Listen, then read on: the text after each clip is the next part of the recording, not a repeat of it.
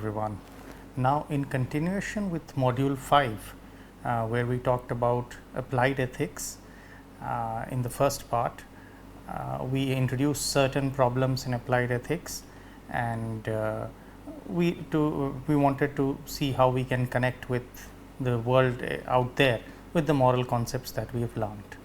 Now, here we have a full-fledged paper in applied ethics, which has been quite a popular paper. It's a paper of 1972. It's called Famine, Affluence and Morality.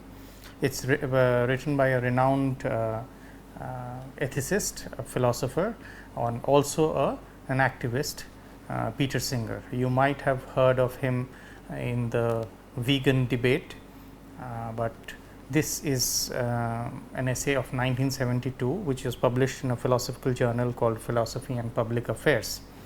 The reason I choose this essay for you, this is considered as a classic in applied ethics. This is an essay which not only argued in academia, but also moved people out there. It made a difference to the world out there, and it's set in a real world setting, asking for a real world change from an academic channel, from a philosophical channel, arguing certain conceptions that we all had. So, you can look up this paper. This paper is quite popular. I think just a internet search for this paper will get you an access to this paper. Otherwise, it is located on Jester with the stable link mentioned here. Now, you will also find a Google talk of Peter Singer on this particular paper on YouTube. So, you could also take a look at that if that interests you. So, let us go ahead with this paper. It would be advisable that you go through this paper before you listen to this presentation, and that paper itself should be not just intellectually stimulating, but also motivating you into looking at the ethical domain from a very practical perspective, from a perspective to make a difference in the world out there, and not just as an academic exercise. So, what is the context? The context of this paper is 1971. There is the current day Bangladesh, and that is how we can also connect to it, because this paper has been inspired and written from the events taking place in our subcontinent. This is the year of 1971. There is a famine in East Bengal, now Bangladesh, the war between Pakistan and India, and the liberation of Bangladesh takes place around this time. So, this is the time when Bangladesh comes into being. There is Bangladesh has constant poverty, cyclone and civil war, a sudden high intensity demand on a fledgling government. The fledgling government is the Bangladeshi government, which has just come into being post the war between India and Pakistan, and Bangladesh has been liberated. So, the 1971 war, post which India liberated Bangladesh from Pakistani control, and the Bangladeshi government came into being. Bangladesh, the state of Bangladesh, nation state of Bangladesh came into being. It also connects with me. I mean, I would like to share a personal anecdote also, because not an anecdote, but just a fact that this is an incident that also rouses quite a bit of emotions in me, because my father also happened to be a war veteran of the 1971 war. So, the ugliness of war is visible firsthand, and when philosophers take cognizance of it and write about it and making an appeal to the world, it seems that very convincing that theory is indeed connected to practice. I hope you also have this feeling once you go through this paper. It is not the duration or not the time, like many philosophical papers you would look at, or many theoretical arguments and papers that you come across. These are papers not to be ignored because they are from a decade or half a century back, but sometimes they make such classical arguments and they have had such stalwart positions in the literature that they continue to be relevant irrespective of their time, and this paper is particularly one such paper. So, coming back to the context, there is a high intensity demand on a fledgling government with very limited resources and located in one of the resource starved regions of the world, that is the Asian subcontinent.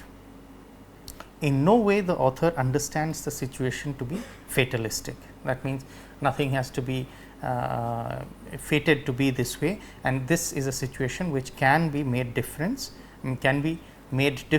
with involvement of people.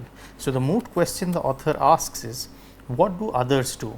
What ought to be done by others in individual and collective capacity? That means not just as governments, but individuals also.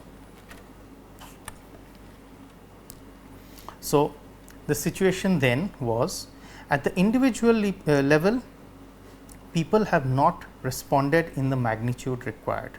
If you go through the images of the war or 1971-72 East Pakistan, which is now Bangladesh, there is abject poverty, scarcity, hunger, and a complete penury and suffering that was there. And a picture can say more than 1,000 words. So, if you just Google through those or look out on the internet on these images, you will understand the passion with which Peter Singer is writing this. So, he notes that at the individual level, people have not responded in the magnitude required. Responded basically in the Western and in the more affluent nations of the world, the response has not been as much as required. There have been some exceptions, as always there are exceptions and there are outliers, people who have contributed quite a bit, but these are exceptions and it has not come to the level at which they wanted. At the government level, assistance has not come at the massive levels required for sustained assistance. This is describing the situation before getting into the argument. A comparison of the expenditure of the governments, and that is taken as the indicator of the reflection. So, different expenditure, the government's expenditure under different heads, and we are talking about other nation states, particularly affluent nation states, their expenditures when taken under different heads. How does that from there we indicate what is the percentage of contribution to this calamity that struck the young nation state of Bangladesh in 1972. Generally, this emphasizes the almost perpetual situation of the world where there is suffering and affluence coexisting, with not enough transfer of resources taking place.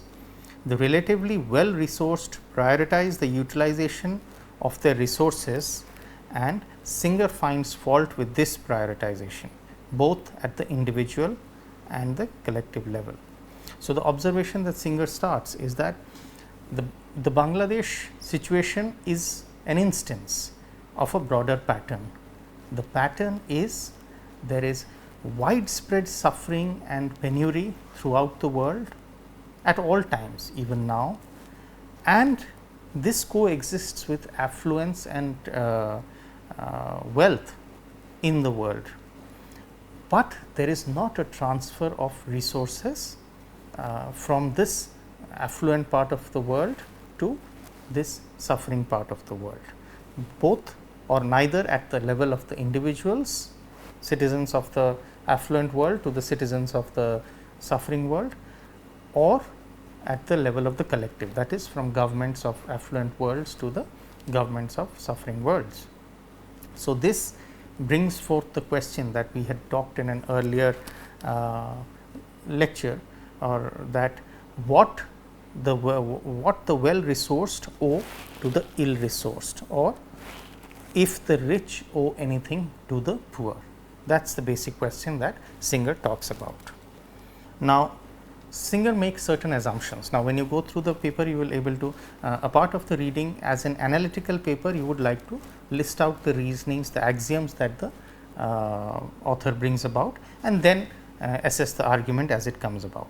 So, he makes fairly commonplace assumptions, but nevertheless it helps to articulate it out. His assumptions state, and I quote, "Suffering and death from lack of food, shelter and medical care are bad," end quote.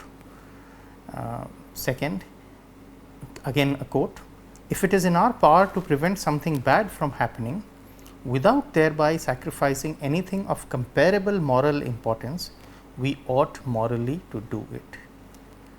End quote. So, here is a crucial claim that the author is beginning to start lay down, that if it is in our power to prevent something bad from happening without thereby sacrificing anything of comparable moral importance, we ought morally to do it. That means, my luxury is of less comparable moral importance than my neighbor's suffering. So, therefore, instead of investing in my luxury, I should be transferring, I ought to be, it is a moral mandatory to transfer my investment or my resources rather from or divert it from my own luxury to my neighbor's suffering. The above principle is crucial, apparently appealing, but implying great changes if applied. So, in principle it sounds very generous, it is crucial and appealing too, but if applied, what are the great changes that it comes? First is proximity. Proximity both in spatial and relational terms from the event becomes immaterial. That means, where the suffering is and who is suffering starts to become immaterial. We as human beings tend to be concerned about our or have a higher degree of concern about our proximity, both in relation and in space. Your immediate neighbor's suffering hurts you more than somebody suffering 1000 kilometers away with the same suffering. Your close friend suffering hurts you more, moves you more than your a distant friend suffering. So, this character of proximity now seems to be something that Singer is attacking, that proximity both in spatial and or relational terms from the event becomes immaterial. And second, the actions assumed or actual of others similarly placed ought not to make a difference to one's actions. What it simply means, what others are doing should not be making a difference to what I am doing, right. This is again the this is critiquing the group effect, that if a developed country is donating or is not donating aid to a suffering nation, that should not affect other nations, and right also at the level of individuals. So, these two assumptions are crucial and draw a remarkable change from an earlier ethos that we would hold, that first, that we do not give proximity the weightage that it generally gets. So, spatial or relational, and second, how others in our situation, say in the situation of affluence, are reacting should not determine how we choose to react to it. These both seem to be counterintuitive measures, and this is what Singer's crucial claim is arguing for. He starts by saying that numbers lessen obligation. As in the described situation, there are a large number of agents who could act to make a difference, but does this possibility reduce the moral onus on each agent? Why should I give more than anyone else in my situation? So, the crucial question is, well, if there are so many people who can alleviate a problem out there, why should I be doing it? This is the mentality that Singer attacks, that there is no reason, or we should not be holding this mentality that what others are doing will depend on will influence what I am to do. Why should I give more than anyone else in my situation? If everyone in my situation makes a certain contribution, the crisis is solved. So, I should contribute so, irrespective of whether people actually contribute or not. So, to assume that others will contribute or do not contribute should not influence our decision. But this is, there is a fallacy here. The fallacy here is that the premise is in the form of a hypothesis, whereas the conclusion is given as a factual status. That is the fallacy. So, just because you average it out that if there are 100 billionaires in the world and each one gives 1 million, generating 100 million for a tragedy that may have struck. So, that solves the problem. So, therefore, I should give 1 million being a billionaire, right.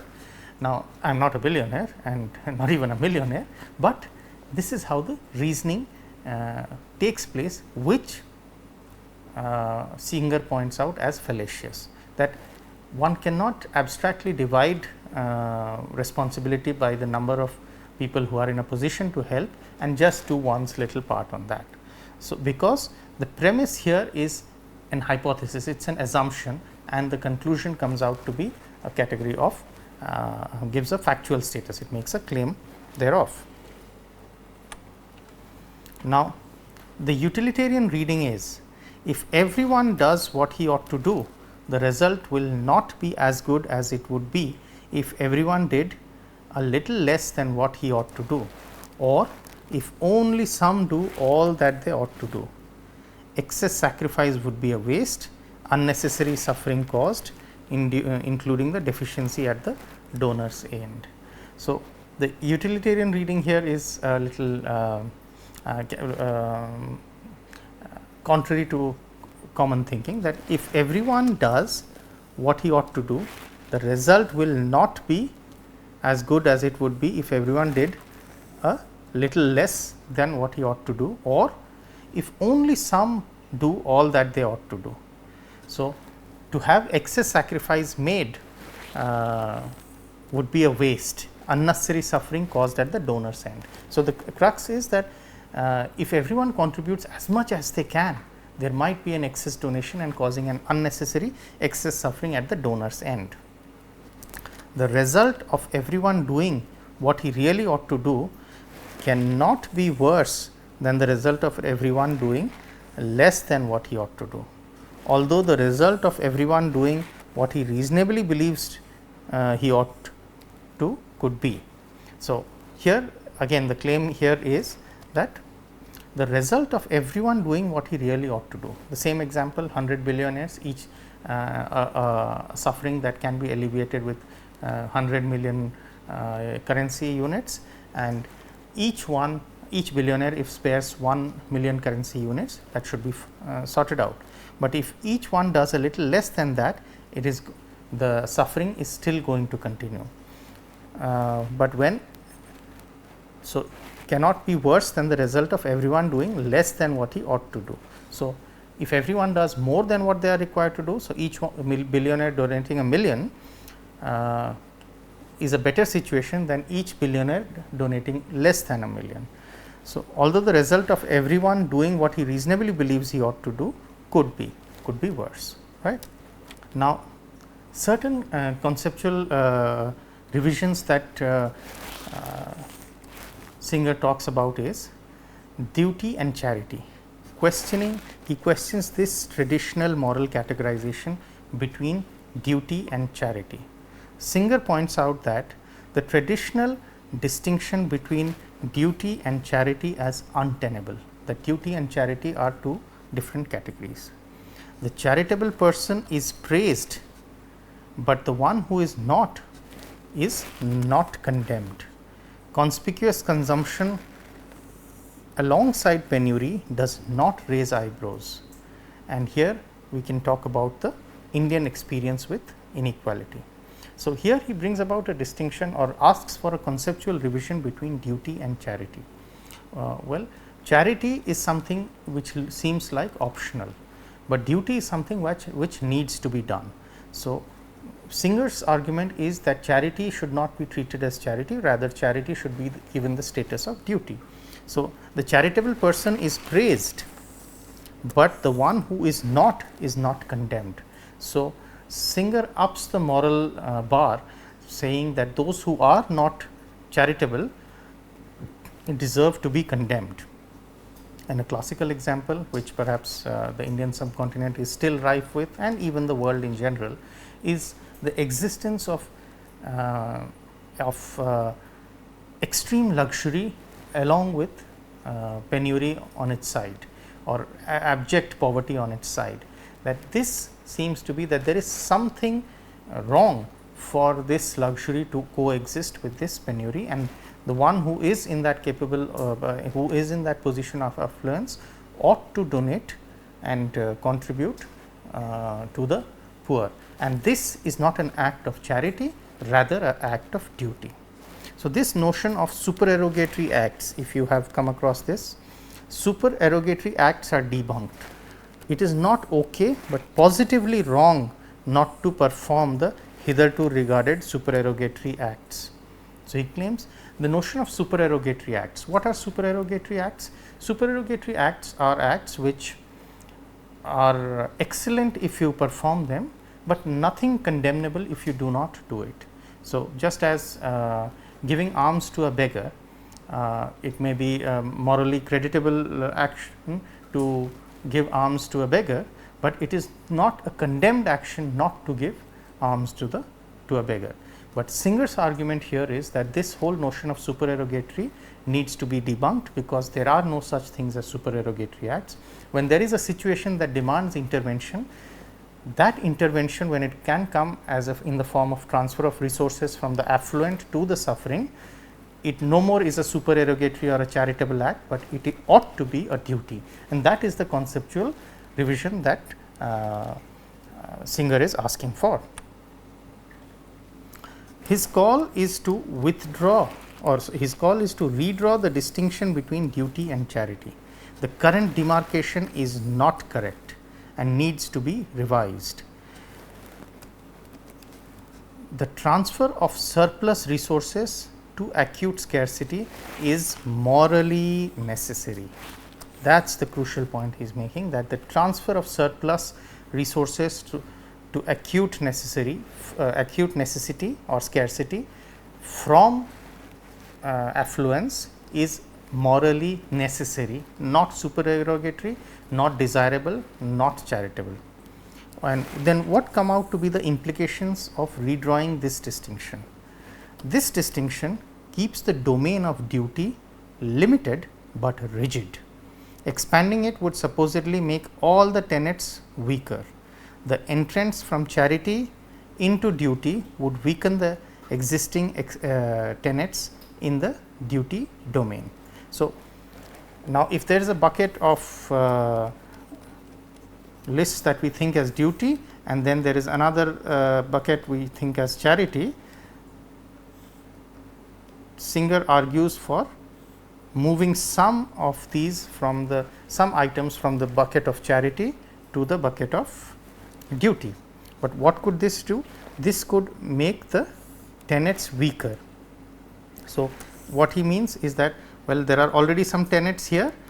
If we overpopulate, or if we bring about what is hitherto understood as charity into the domain of duty, the entire notion of duty might be weakened, right? That the sense it raises the bar too high, and people would not be comfortable with duty. Moral tenets are shaped by local societal needs from localized context. Extraneous participation does not enhance localized needs and may instead be a drain on local stability. So, these are the worries.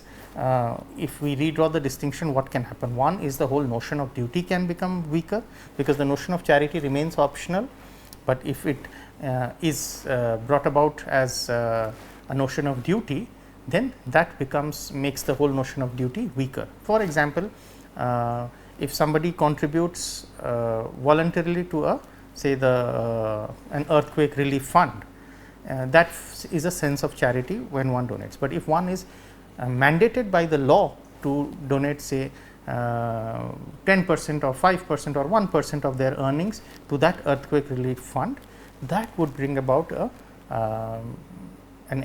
weakness in the notion of duty, that why should I be doing it? There might be protests, and duty might become then distasteful or weak.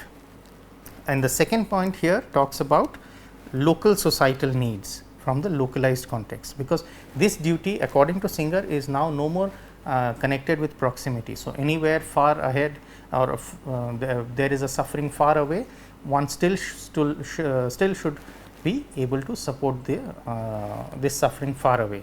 But what about localized needs, and that this kind of an outlook may actually be a drain on local stability. These are the worries that might happen with from redrawing this distinction between duty and charity. These may be the explanation of the built difference between duty and charity, but does this provide a justification? So, Singer again counter argues that, well, these might be the explanation of already existing differences between duty and charity, but do these differences provide a justification to hold on to this distinction between duty and charity? Singer of course answers in the negative. His point is, the moral point of view requires us to look beyond our society, it has to be transperspectival. So, this valuing the local over the global is not acceptable. This is not the moral point of view. The moral point of view requires us to look beyond our society, and it has to be transperspectival, and it is quite feasible with the means available now. Yes, and particularly now, and this paper was written almost half a century back, over half a century back. To think of it, it is quite an old paper, but still relevant. What it talks about is that now we live in even more globalized world, where in 1972 the West was aware of the suffering of Bangladesh through reporters sending back images and writings from the war field or from Bangladesh. But today, suffering through the electronic media can be easily viewed and accessed anywhere in the world in real time. So, that makes us both aware of suffering elsewhere, and also the means of resource transfer now make it much easier for us to transfer resources to the needy, to the suffering of a calamity that has come suddenly struck people unprepared. Sidgwick and Urmson, two other philosophers, argue that we need to have a basic moral code which is not too far beyond the capacities of the ordinary man, for otherwise there will be a general breakdown with the compliance of the moral code. So, this is again a critique of Singer, where certain philosophers argue that Singer's code, proposed code of ethics, is pushing it too hard, and pushing it so hard, or asking people to spare their luxury for helping the suffering, and almost mandating it as a must and condemning it when it is not done, is putting a strain on the ordinary sense of morality that we have, and this could actually lead to a breakdown of the moral code of conduct. So, where should we draw the line between conduct that is required and conduct that is good, although not required, so as to get the best possible result? Now, this is the crucial question. It is a question of calibration. It is a calibration that is also going on right now. So, when tax rebates are given for donations to charitable organizations, it is a way of encouraging people to donate, yet it is not mandated.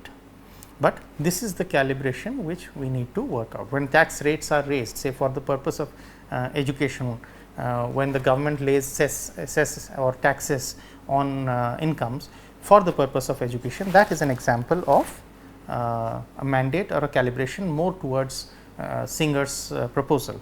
So, how do prevalent moral standards affect the decisions people take? That is a question. If it does, then the locus of the change is from the collective, not only within, and that is where is a call to revise moral standards. A moral binary, is it a moral binary? Will such a massive increase in moral expectation unsettle and weaken the existent norms? So, this is a small dialogue that takes place in response to Singer's proposal, that how does this change come about? How does this change, Singer, how do you propose that this change comes about from charity to duty? Does it come from the level of the individual, or does it come at the level of the collective? If everybody around me are donating to a suffering far away, I will be inspired to donate, or it's a change that should come from within. The call is to revise moral standards, and will such a massive increase in moral expectation unsettle and weaken the existent norms? That is a constant worry that talks about that. Are we becoming too idealistic, too unsustainably idealistic, and expecting the same from others, or mandating the same from others, causing a crumbling in the moral fabric of people out there? So, let us look at the conclusions. Here there is, this paper is clearly an attempt for moral revision. Suffering is an evil. This is axiomatic and not open to debate here. In this case, it is not fatalistic and can be positively alleviated by the action of other. So, here there is a strong notion of action that is being talked about, that these are not sufferings that are fatal and have to be accepted, but these are sufferings that are sudden, that can be alleviated by involvement of others. The balance is how much do others relatively value the alleviation of suffering which may not be proximate. That is the balance that is now Singer is asking to recalibrate more in favor of alleviating the suffering of others rather than looking after or investing resources in the comfort to luxury of one own self. So, here he redraws this distinction between duty and charity, and thins the notion of supererogatory, that a lot of acts that seem to be supererogatory need to be understood as duty. So, with this brief paper, and I hope you have enjoyed reading it, and this is a paper that called in and raised a lot of money and resources to be transferred to Bangladesh to help it stand on its own feet, because a calamity comes to an unprepared nation, and it is at that time that others can help. So, it seems for Singer, it is morally unacceptable that there can be luxuries coexisting with suffering. So, when instead of having the luxury, one morally ought to divert it, not as a charity, not as supererogatory act, not as anything obligatory, but something mandatory to transfer it to the others. So, in war times, when celebrations are banned, or when rich people are not allowed to hold celebrations, is also an example of the kind of worldview that Singer is arguing for. Now, I leave it on to you to judge whether this argument holds, whether you are convinced of it. Peter Singer is an activist and has gone ahead and continued to argue for his cause, and has made quite a difference to the world out there. So, the overall purpose of this paper was to give you a close familiarity to what an essay in applied ethics feels like, how you would like to come up with it, how would you like to assess it. So, please go ahead, read it, and do react to this essay, and start thinking in terms of applied ethics and essays or concepts, connecting concepts where you can build arguments here. That is all for now. Thank you.